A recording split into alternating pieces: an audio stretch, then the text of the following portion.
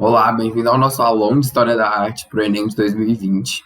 Esse aulão, né, vai ser um ritmo muito diferente das nossas aulas normais. A gente decidiu fazer um resumo de todos os principais nomes e as principais temáticas dentro da história da arte, dando foco principal para as questões que são mais cobradas no Enem, que são a arte moderna e a arte contemporânea.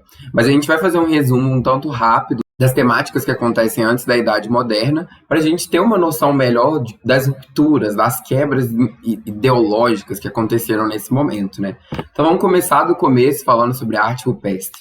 O que é muito relevante dentro da arte rupestre é saber que isso foi o início, né? Que foi o momento em que o ser humano começou a interpretar a vida, começou a imprimir a vida de forma figurativa. Então a gente tem a representação natural, né, de fauna e flora.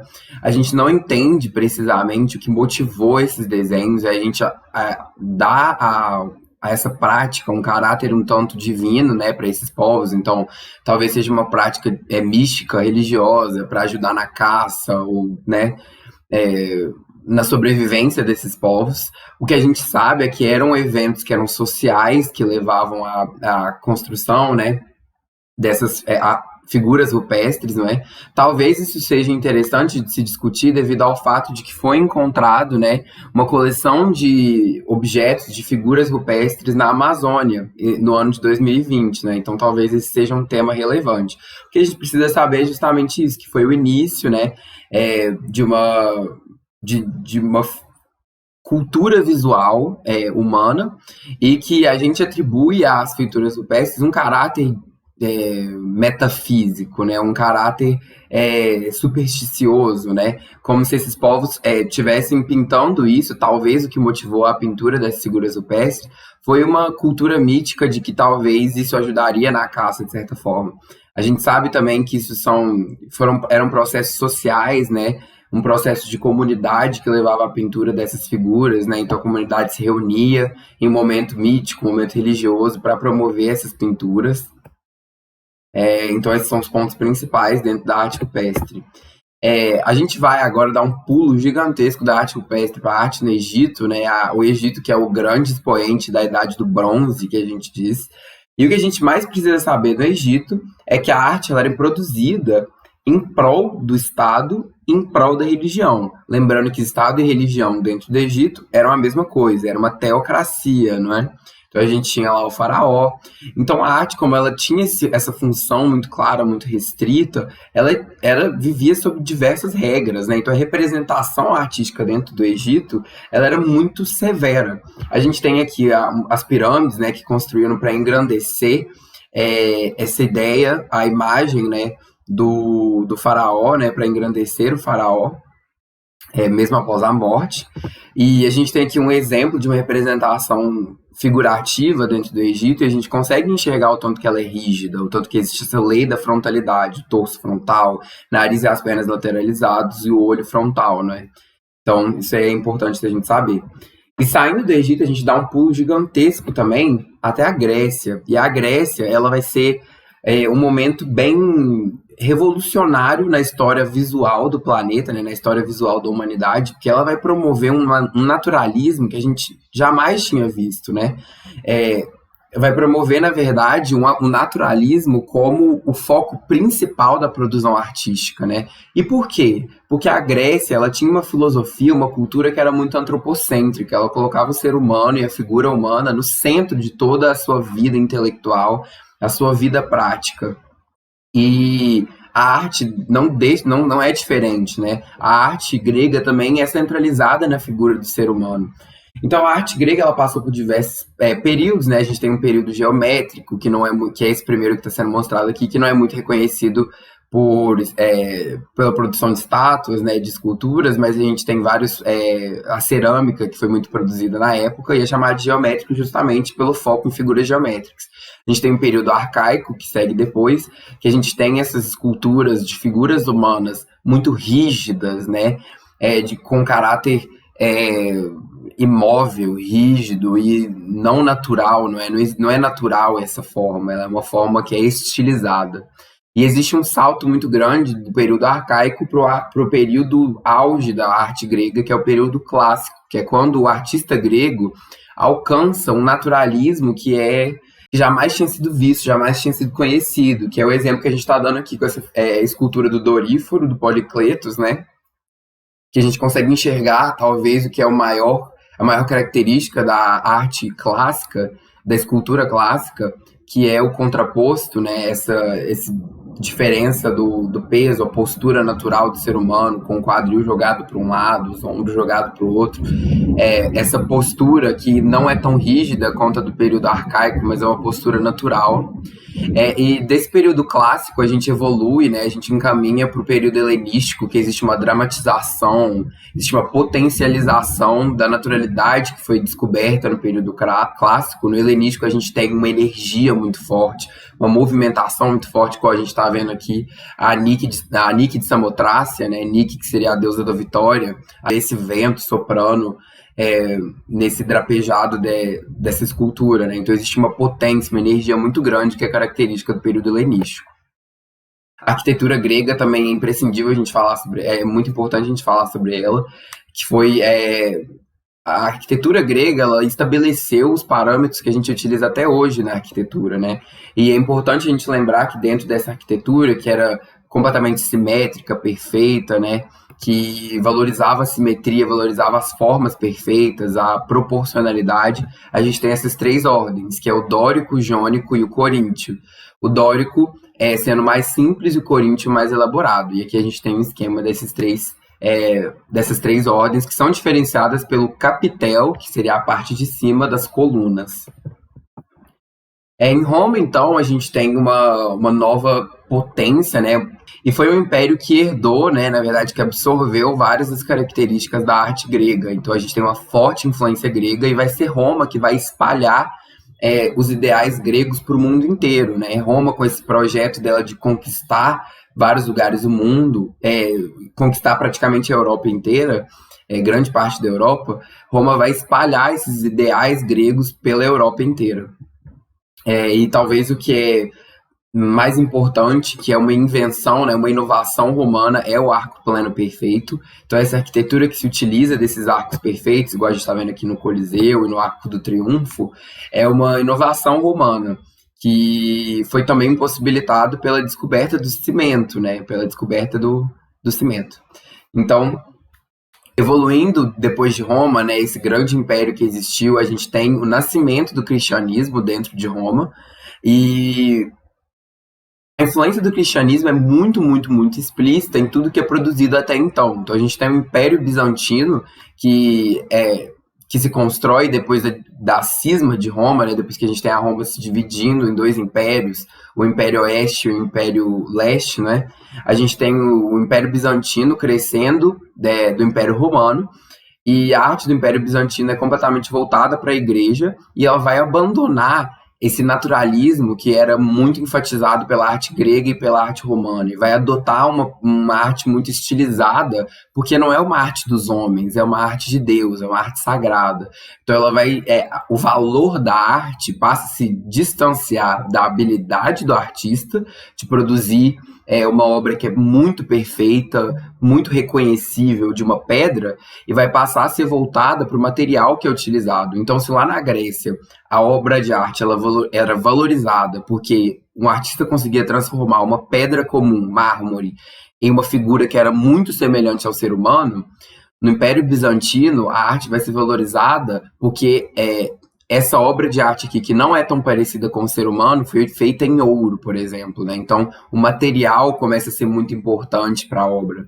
E o material vai engrandecer essa obra a ponto de torná-la divina também, não é? Então, a gente tem essas obras que utilizam muito do dourado, do ouro, do precioso, e essa figura que é muito estilizada, porque não é uma figura humana, é uma figura divina. Enquanto isso acontecia, né, no Império Bizantino, a gente tem a Europa, né, medieval, se dividindo ali em dois estilos. O primeiro é o estilo românico, que em construções, na arquitetura, o estilo românico era muito, muito apegado à inovação romana do arco plano perfeito. Então eram construções que se baseavam muito no arco plano perfeito. A gente tem aqui vários exemplos de arcos perfeitos aqui, que tinham janelas muito pequenas, então tinha uma pouca entrada de luz dentro do interior da igreja, então a gente está vendo aqui as janelinhas bem pequenininhas, e tinha um exterior muito austero, né? Tinha uma decoração muito simples, eram prédios muito simples e muito horizontais. A gente olha para essa construção, a gente tem uma sensação de peso, né? Parece que ela é baixa e pesada.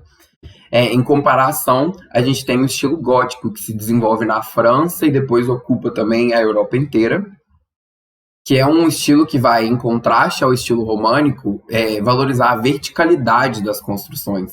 Então, eram construções muito altas, né, estreitas e altas, que tinham janelas que eram no formato não de um arco plano perfeito, mas de um arco ogival, não é? Então, vai haver um distanciamento dessa ideia do arco plano perfeito em favor do arco ogival, que foi uma descoberta feita pelos europeus quando eles visitavam os países do Oriente por meio das cruzadas. Então, durante a Idade Média, os europeus iam lá para o Oriente para lutar contra os islâmicos, né, nessas guerras que foram as cruzadas, e conheciam um pouco da arte bizantina, da arte islâmica, que era que já tinha descoberto esse arco ogival. Então eles se inspiraram nessas inovações bizantinas e islâmicas para construir e incorporar o arco ogival dentro da arquitetura europeia, transformando então o estilo gótico. O arco ogival, para ficar bem claro, são esses tipos de arco aqui que são pontudos, né? Então, o estilo gótico também tem esses vitrais, então são grandes janelas, e a luz que entra por essas janelas passa a fazer parte da arquitetura, passa a fazer parte da decoração, do embelezamento e dessa transformação do espaço interior da igreja num espaço divino, não é? Então, os vitrais, né, a brincadeira de luz e cores faz tudo parte desse engrandecimento da igreja, né? Então, o estilo gótico, ele é um atestado do tamanho da igreja, não só físico da construção igreja, mas do tamanho da igreja enquanto uma instituição, né? O quanto que a igreja era poderosa. Isso eram prédios que era para você entrar dentro dele e se sentir pequeno perto de Deus, né? Perto do divino e perto da instituição que era a igreja católica. Você vê o poder da igreja católica ali dentro. Então, saindo desse momento do gótico, a gente tem uma nova revolução, né? Um grande momento assim, de reconquista na história da arte, que foi o Renascimento. No Renascimento, os artistas eles buscaram novamente os ideais gregos e os ideais romanos, ou seja, os ideais clássicos, e ressurgiram esses ideais para o cenário europeu, né, que, lembrando, durante a Idade Média era muito voltado para a igreja, e se distanciou, de certa forma, do antropocentrismo, que era grego, que era romano. Então o Renascimento vai voltar, reavivar esse antropocentrismo, esse humanismo, a racionalidade, né, o foco naquilo que é racional. Então vai haver aí não uma quebra total, com certeza não, mas vai haver uma recuperação do racionalismo frente à fé católica, não é? Então, enquanto o medieval era completamente centralizado na fé, a explicação que era dada para tudo era porque assim Deus quis, não é? O Renascimento vai começar a fazer perguntas, né, e tentar puxar uma racionalidade para explicar aquilo, né?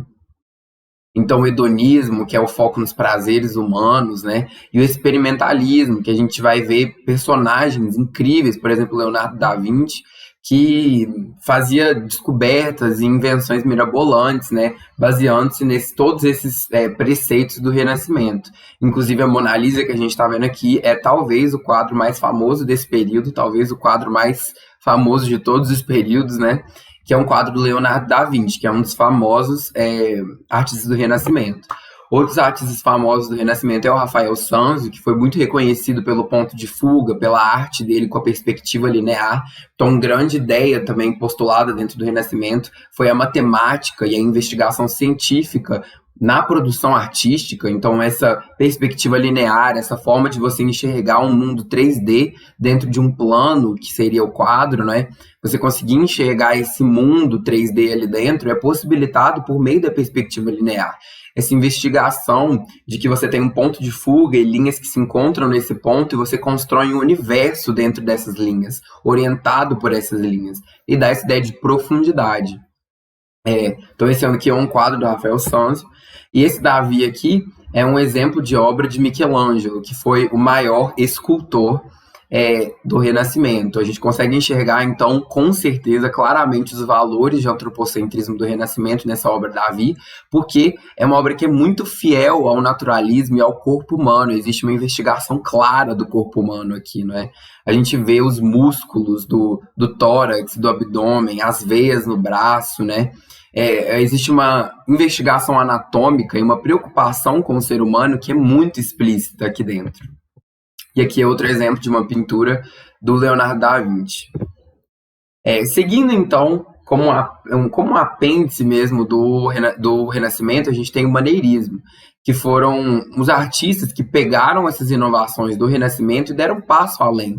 Viram toda essa descoberta, toda a potência do artista renascentista em produzir obras que eram tão fiéis à natureza.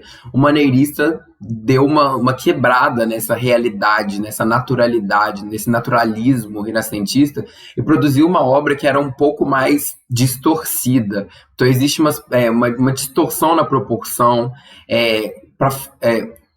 O artista ele vai dar um passo além do naturalismo para dar um passo mais próximo da expressão, né? Então essa ideia de tenebrismo, de se escurecer o fundo, de se escurecer a temática, de certa forma, da obra de arte, começa a nascer como um embrião aqui no maneirismo, mas vai se tornar muito influente no barroco, que a gente vai ver a seguir. E o barroco, então, chegando no barroco, a gente tem essa escola, essa estética que foi extremamente importante para a construção da história da arte na Europa, que foi a estética que deu origem ao academicismo, né? Foi durante o Barroco que as primeiras academias de arte foram formadas. E o Barroco é a leitura visual do momento em que as pessoas estavam vivendo, que era das reformas protestantes, né? Das religiões que surgiram da Igreja Católica, mas que contestavam vários dos preceitos da Igreja Católica. Então a gente vê aí um momento em que as pessoas ficaram divididas, né? Entre fé, divididas em fé mesmo, não sabiam direito no que acreditar, não é? Então é um momento de muita confusão para os fiéis da igreja e um momento em que a Igreja Católica tinha um interesse muito grande de reconquistar fiéis, então produzia obras que eram uma grandiosidade tremenda, não é? Então a gente tem aí, por exemplo, esse quadro aqui do Rembrandt, a gente consegue ver vários detalhes do barroco, principalmente o chiaroscuro, essa ideia da diferença entre o claro e o escuro, o tenebrismo, que seria esse plano de fundo obscuro, seria uma obra que está acontecendo dentro das sombras, né, essa ideia do tenebrismo. O chiaroscuro, essa coisa de esse jogo entre luz e sombra, que dá uma ideia para essa obra de ser teatral mesmo, né, como se essa luz, essa dramaticidade fosse teatral, como se isso aqui estivesse acontecendo em cima de um palco, né? E isso vai intensificar essa ideia de dramaticidade, de tensão, todos esses exageros, né, expressivos do barroco.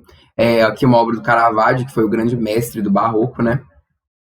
E o barroco, com certeza, refletiu aqui no Brasil, né? Foi uma das primeiras escolas, uma das primeiras estéticas a refletir no Brasil. Então, nesse momento em que estavam acontecendo as reformas protestantes, também estava acontecendo a expansão da Europa, né? Que estava saindo de barco, conquistando territórios. A gente tem a descoberta das Américas, não é? E a formação colonial do Brasil, né, nesse período. Então a gente tem uma grande influência do barroco no Brasil, principalmente em Minas Gerais, que a gente conhece esse grande personagem que é o Aleijadinho, que é um grande personagem do barroco mineiro. Seguindo o barroco, a gente tem uma estética que continua se apoiando nos exageros do barroco, mas se distancia dessa ideia tenebrosa de questionamento, de razão, de fé, e se aproxima de algo mais fútil, que é o rococó.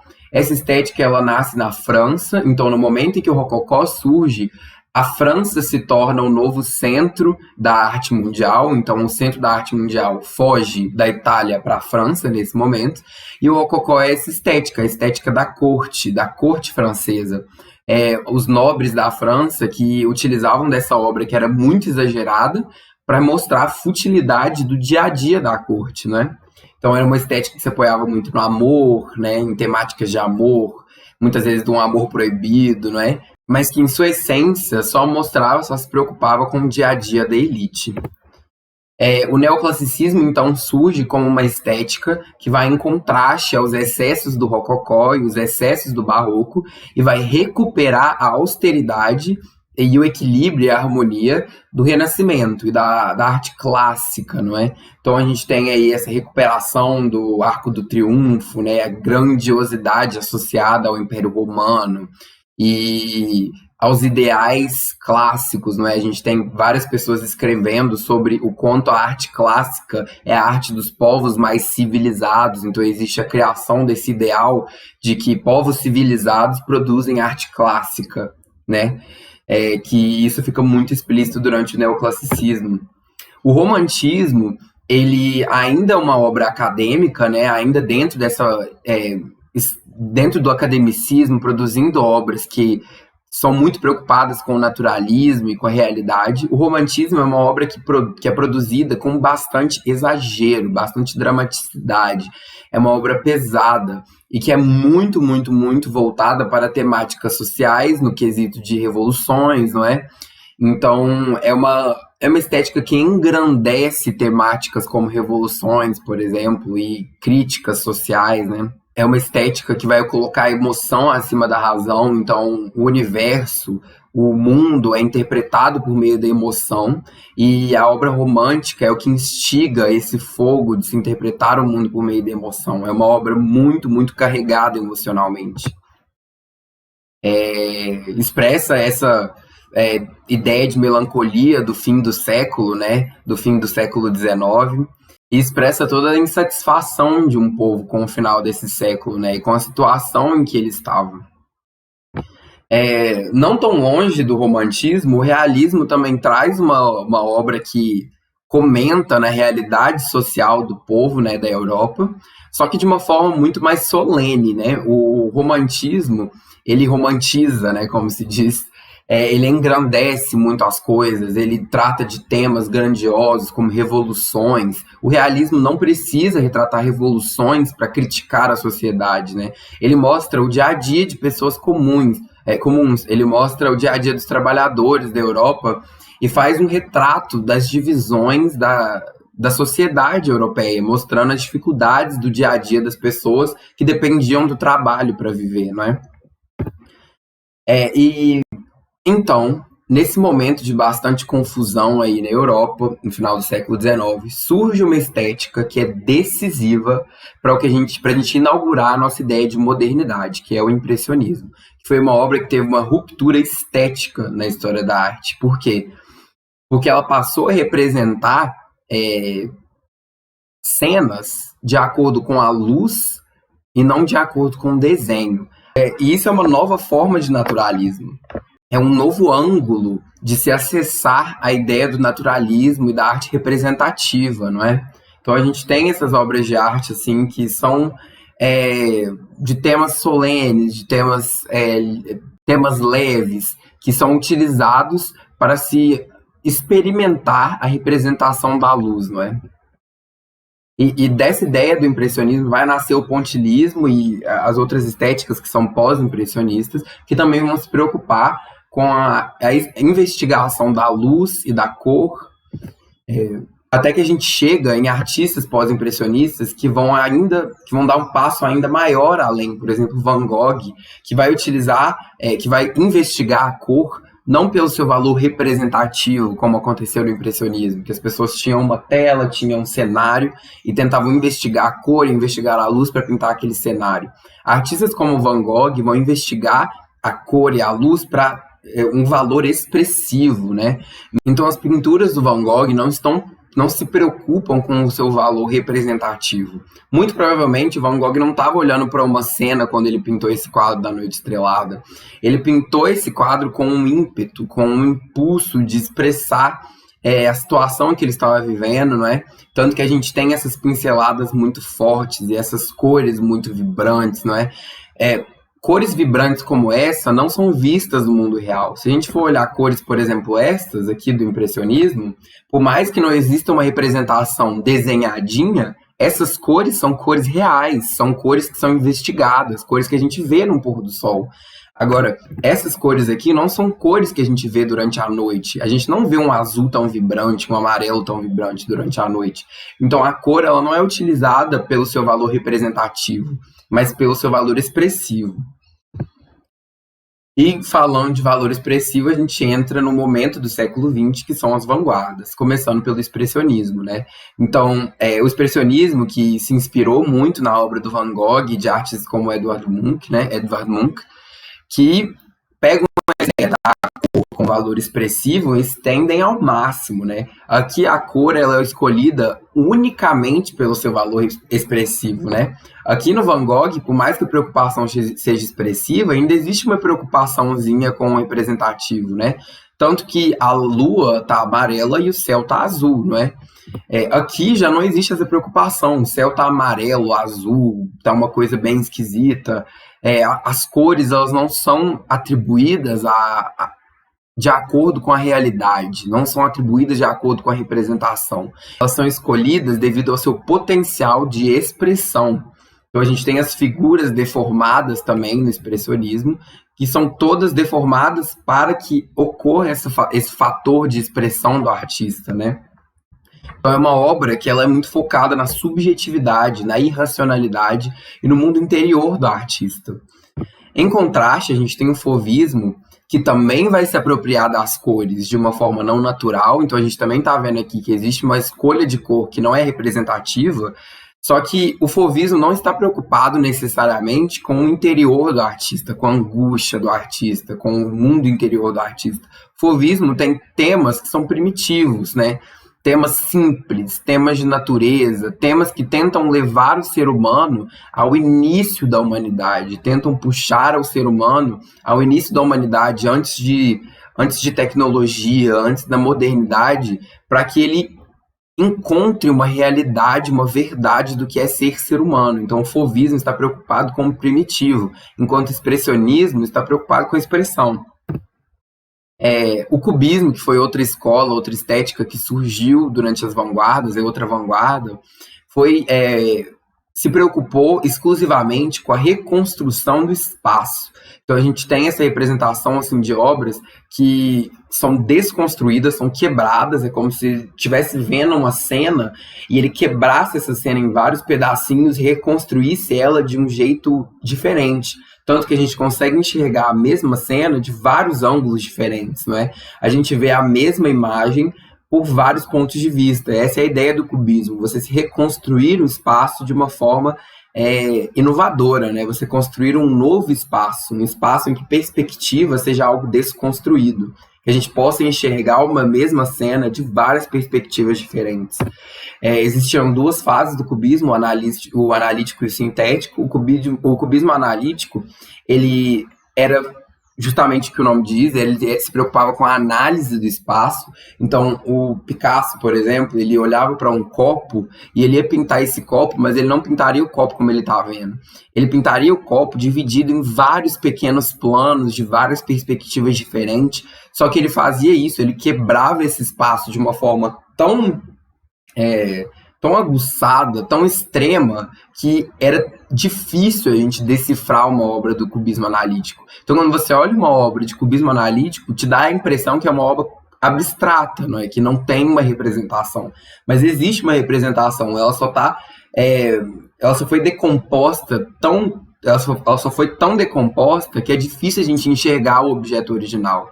Então, o sintético, que é essa segunda fase, vem em contraste a isso, né? Critica esse exagero de decomposição do cubismo analítico e começa a compor figuras mais reconhecíveis, né? Só que a inovação do cubismo sintético é que ele vai utilizar diferentes materiais. Então, a gente tem a introdução de colagens no mundo da arte, né? Então, utilizava papel de jornal, ou tecidos, ou outros materiais para se compor uma obra que reavaliasse o espaço também. Então, por exemplo, essa guitarra do Pablo Picasso, que é um exemplo do cubismo sintético, ela utiliza de papéis de jornal, de tecido, para reconstruir uma ideia de guitarra que não é a guitarra original que a gente vê. Existe uma reconstrução de espaço, uma decomposição do espaço, só que ela não é tão extrema quanto a do cubismo analítico.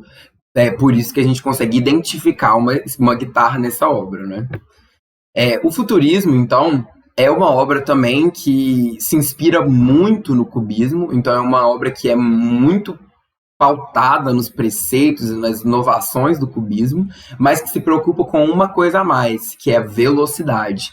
Então, o futurismo, que era uma ideologia muito extrema, uma ideologia que era muito anti-passado, anti-história, os futuristas, né, eles recusavam a ideia de museus, eles detestavam museus, existe um manifesto futurista que diz isso, que fala sobre a destruição de museus, que detestava a história, que valorizava muito e muito e muito os desenvolvimentos tecnológicos da modernidade.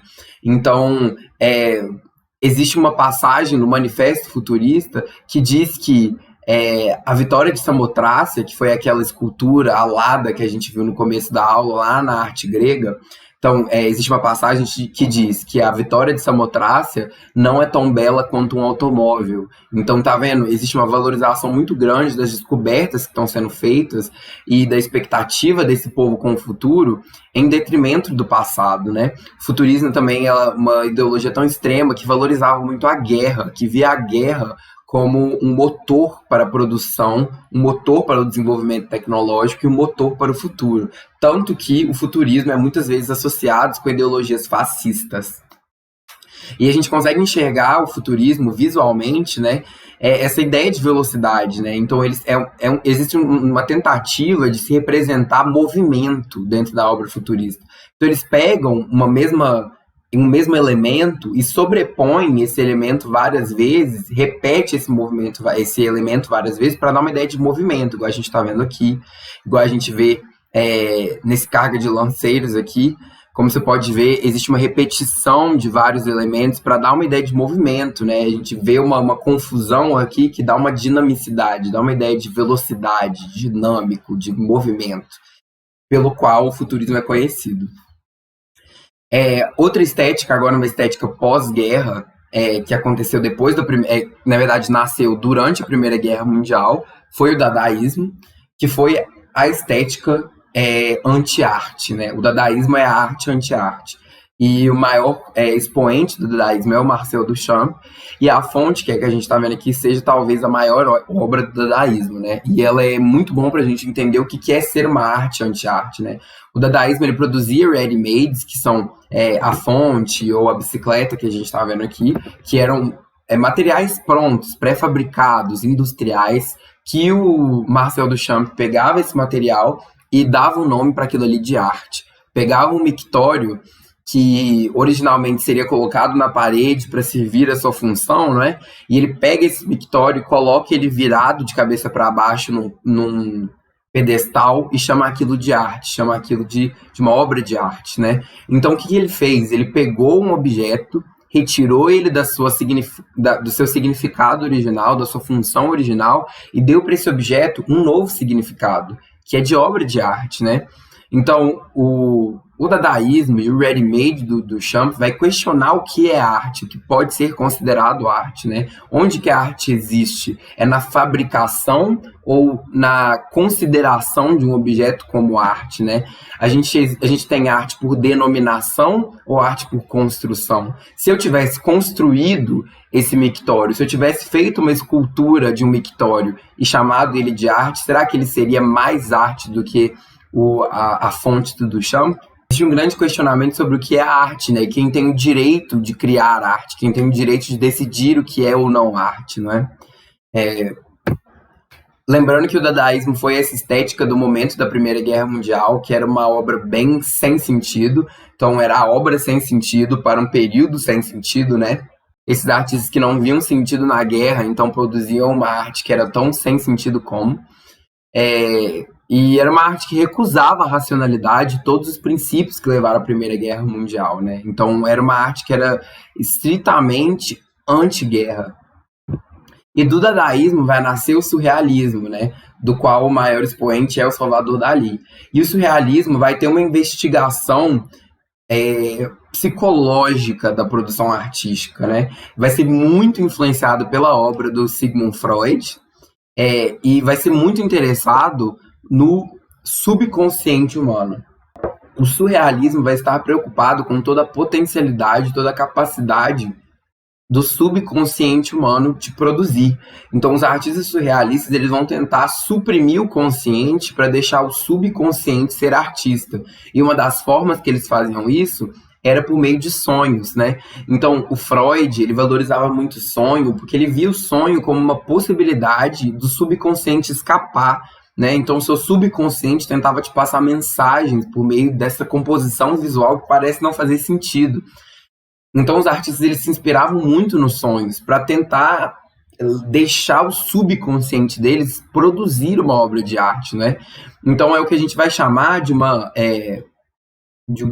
ambiente, né, de uma paisagem onírica. Onírico é aquilo que faz referência ao sonho, não é? Então a gente vê essa paisagem onírica aqui, por exemplo, nesse horizonte eterno e nessa composição sem sentido, não é?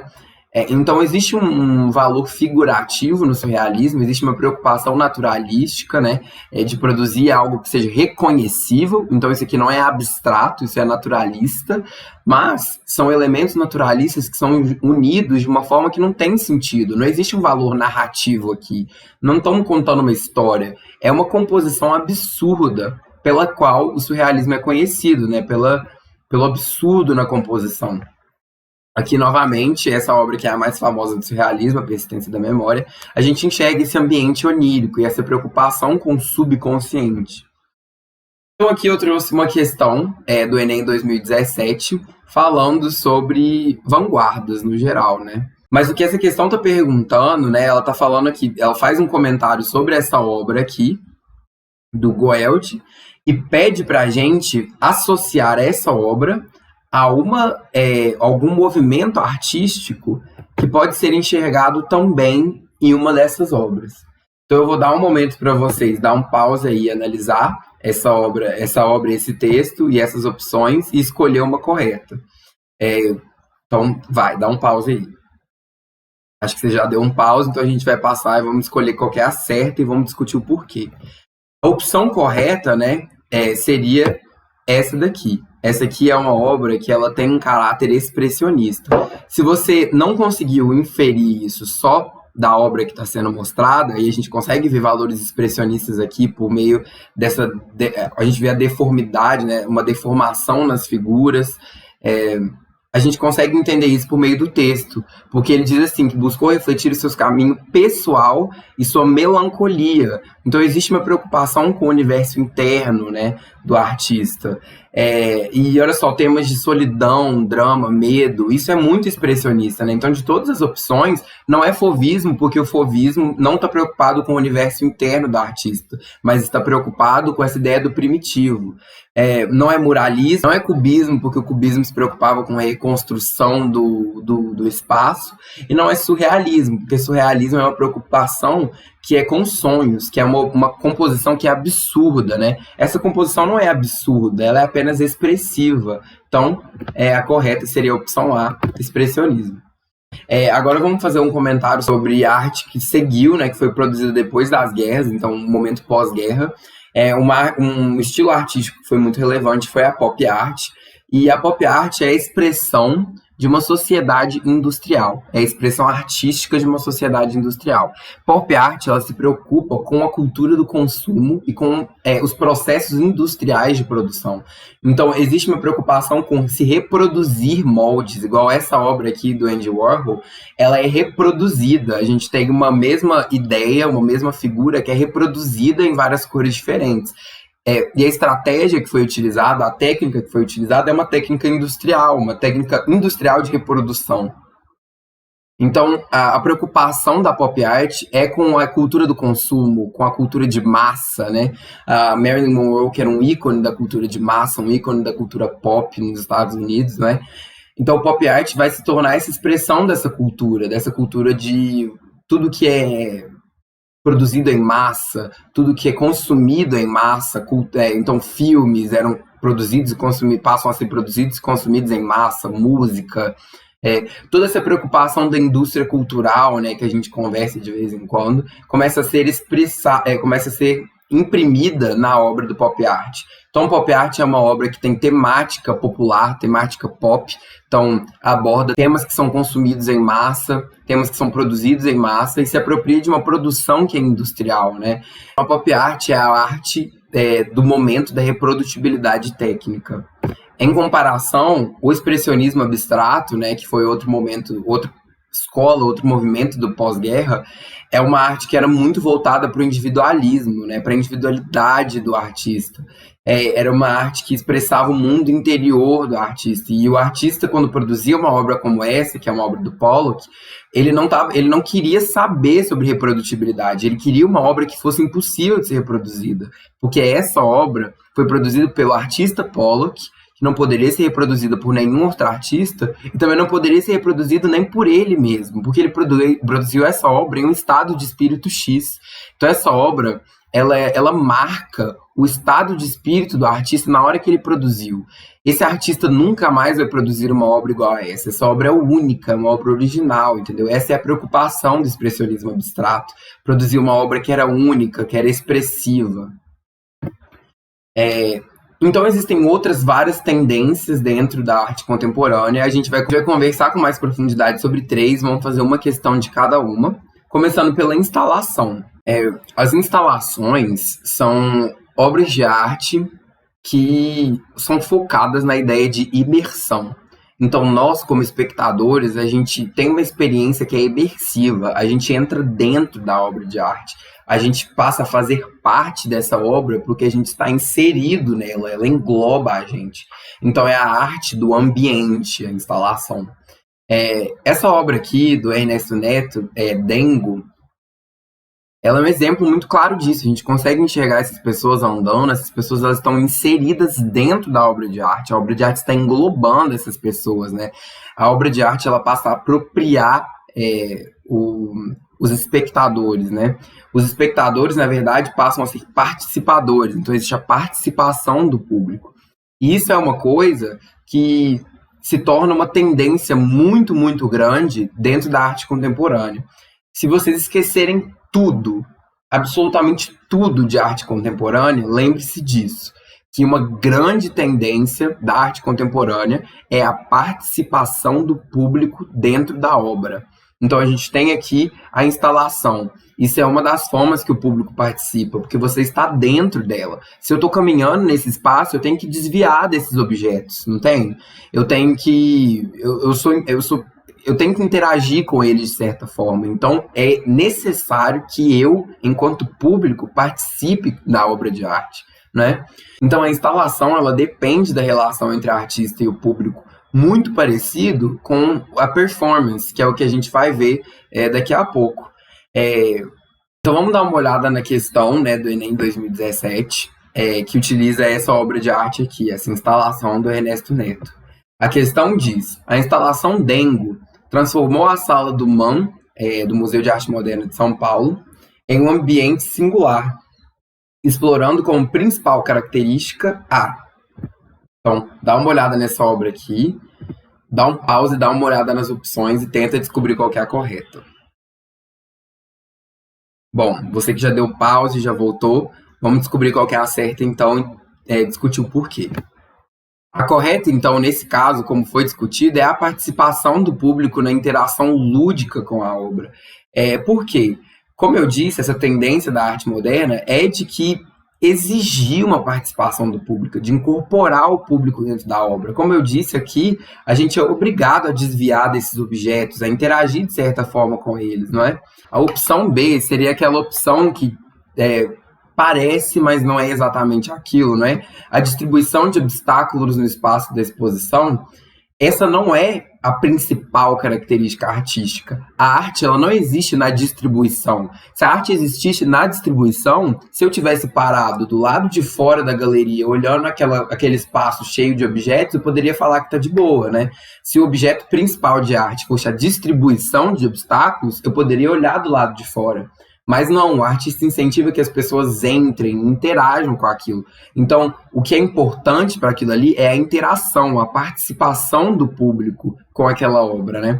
Não é representação simbólica de objetos oníricos, talvez isso possa até ter passado na cabeça do artista, mas não é esse o foco principal.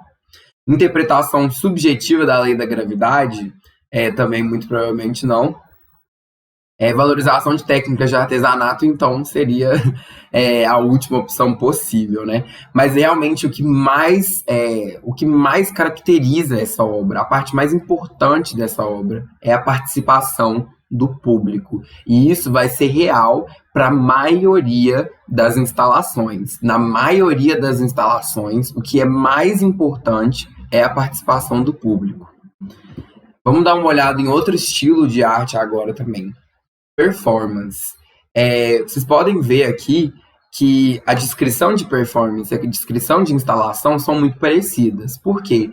Porque as duas têm como principal característica a participação do espectador, a participação do público, não é? A diferença da performance para a instalação é que na instalação o artista vai montar um ambiente e os espectadores vão interagir com o ambiente. O espectador interage com a obra. Na performance existe uma interação entre o artista e o espectador, não é? Então, no ambiente o espectador interage com a obra. Na performance o espectador interage com o artista. Cria-se um relacionamento, existe uma relação entre o artista e o espectador, que é explorado na performance. A performance é uma arte efêmera, então ela acontece naquele período. Igual, por exemplo, essa performance da Marina Abramovic, que está sendo mostrada aqui, foi uma performance que a artista ficava sentada nessa cadeira e várias pessoas vinham e sentavam na cadeira oposta. E o objetivo é que a artista e a pessoa que sentou na outra cadeira ficavam 1 minuto se encarando, né? Eles ficavam 1 minuto olhando um nos olhos dos outros, né? Então, por mais que ela faça a mesma coisa com todas as pessoas que sentam naquela cadeira, cada pessoa vai ter uma performance diferente, né? Às vezes em uma performance a artista vai respirar mais forte ou mais devagar, ou ela vai arrumar o corpo, ou às vezes uma pessoa vai sentar e vai ficar um pouco envergonhada de olhar nos olhos da artista, vai tentar escapar o olho. Cada pessoa vai ter uma performance diferente, então é uma arte efêmera, ela só dura enquanto ela dura. Né? Por exemplo, uma pintura, eu posso pintar uma pintura agora e ela vai existir talvez até depois que eu morrer. A performance, ela só existe nesse momento. Ela só existe no momento em que ela está acontecendo. Depois que a performance acaba, ela nunca mais vai existir. Pode existir registros, como essa foto aqui, mas a performance não existe mais, né? Então, é uma arte efêmera. E, novamente, o foco principal da performance é a relação entre artista e espectador. Então vamos ver agora a questão do Enem. É o Enem 2015, né, que falou sobre essa performance da Marina Abramovic. Então essa foto aqui dessa artista veio acompanhada desse texto aqui. Então dá um pause aí, dá uma lida nesse texto. E vamos dar uma olhada na questão. Então a questão diz: o texto apresenta uma obra da artista Marina Abramovic, cuja performance se alinha a tendências contemporâneas e se caracteriza pela... dá uma olhada aí novamente em todas as opções, dá um pause aí, dá uma olhada em todas as opções e tenta descobrir qual que é a certa. Dá um pause aí. Bom, a correta nesse caso seria a letra D.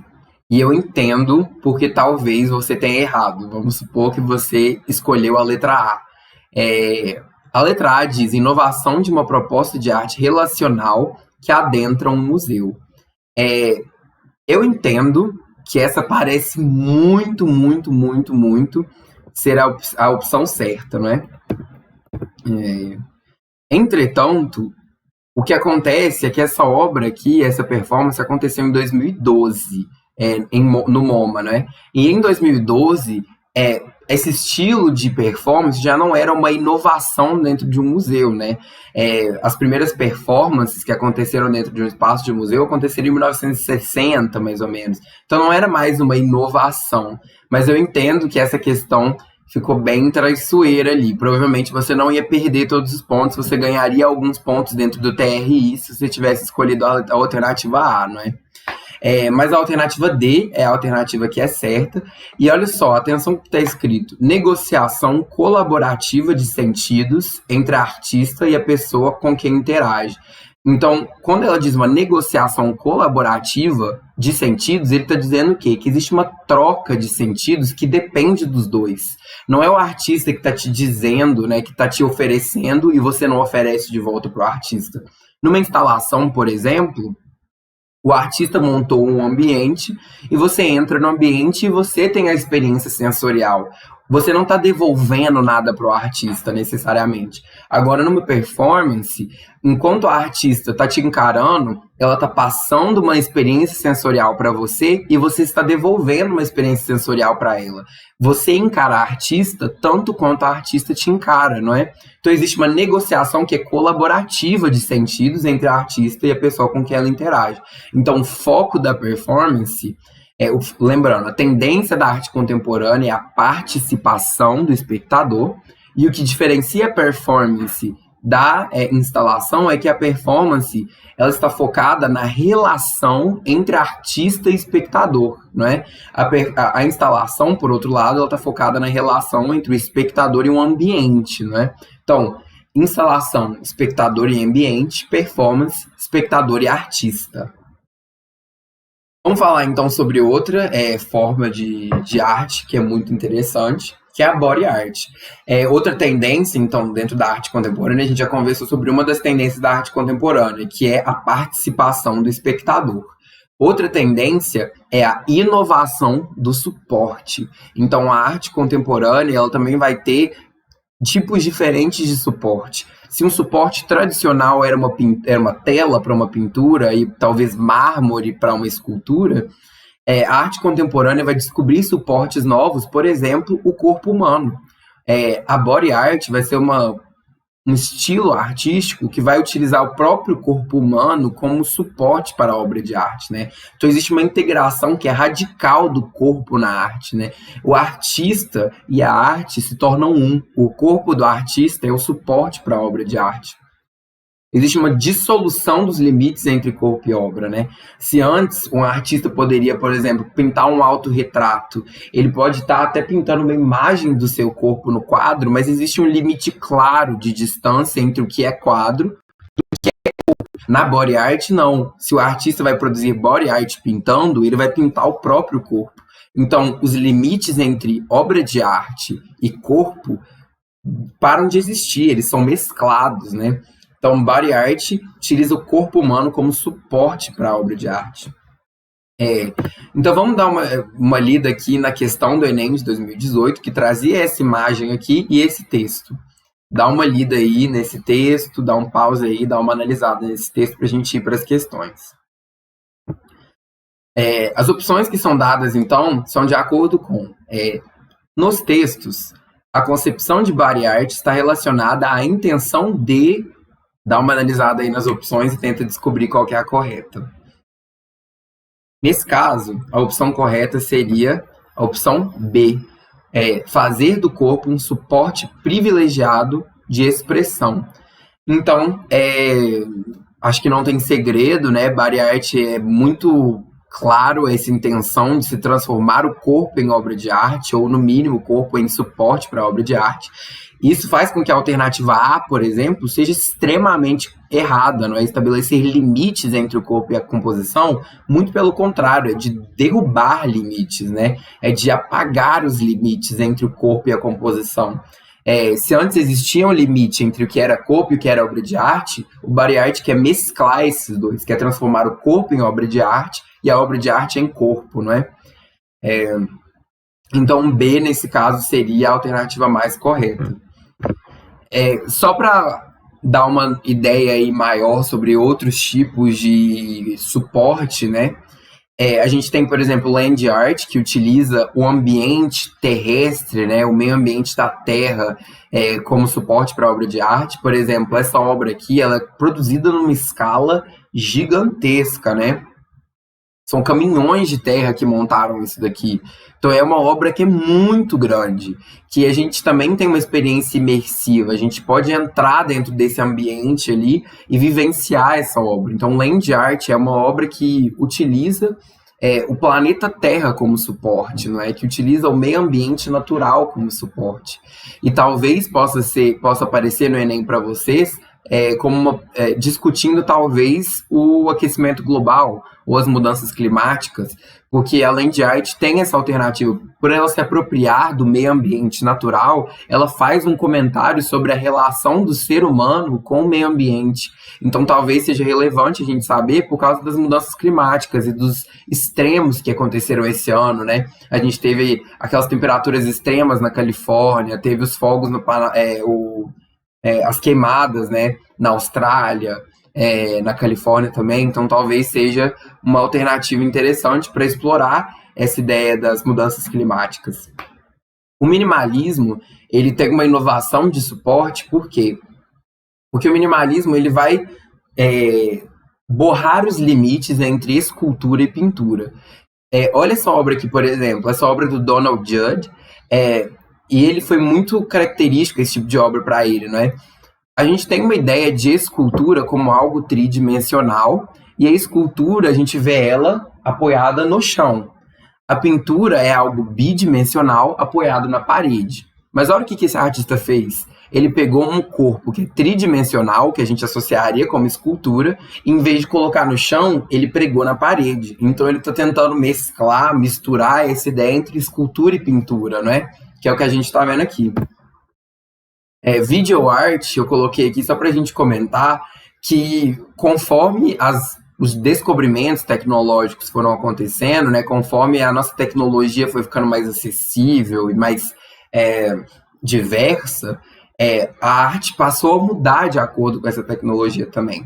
Então, um estilo artístico como o video art não é estranho para a produção de artistas contemporâneos, né? Eles que se utilizam às vezes, o próprio celular hoje em dia, é tão fácil você gravar um vídeo, né, para produzir obras de arte.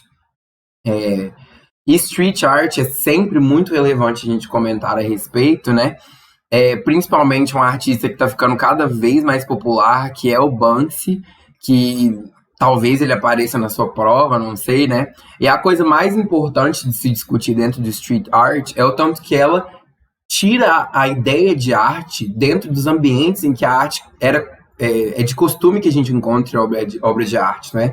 Então a gente está acostumado a encontrar obras de arte em museus, em galerias, em espaços que são tradicionalmente espaços de arte. A street art, né, ou seja, o grafite, a pichação até, se você for parar para pensar, são obras que tiram a arte e colocam na rua, né, que passam a ocupar um ambiente urbano com a produção artística. Então, lembrando sempre dessas duas grandes tendências da obra de arte contemporânea, que é a incorporação, a participação do espectador na obra de arte e a inovação do suporte. Então, a gente tem novos suportes, por exemplo, o próprio corpo humano, ou o planeta Terra, ou o questionamento do minimalismo entre escultura e pintura, né? Ou, por exemplo, a street art, que utiliza como suporte a cidade. O ambiente urbano é a cidade, é o suporte para a obra de arte, né? Qualquer lugar dentro de uma cidade, dentro de um ambiente urbano, pode ser suporte para um grafite, por exemplo, né? Se eu faço um grafite no muro aqui de casa, eu não estou fazendo o suporte para esse grafite não é o muro. O suporte para esse grafite é a cidade, é o ambiente urbano, é as ruas, não é? Então, essa inovação no suporte e essa participação do espectador, o espectador que é convidado a participar dentro de instalações em que o espectador participa com um ambiente que é formado pelo artista, não é? Ou por performances em que o espectador participa se relacionando diretamente com o artista, não é? Então, essas são várias das tendências que acontecem aí na arte contemporânea. A gente fez aqui um apanhado muito geral da história da arte inteira, dando um foco maior na arte moderna e na arte contemporânea. Pesquisem vídeos, pesquisem notícias, coisas que tenham acontecido recentemente na arte moderna, na arte contemporânea, e saibam conversar a respeito. Acho que isso é o mais importante para o Enem, né? Não saber coisas específicas, mas saber conversar a respeito, saber identificar o que um artista está querendo dizer, interpretar as intenções de um artista, não é? Então é isso. Desejo muito boa sorte a todos que estão assistindo isso daqui. E é isso. Boa prova para vocês. Até.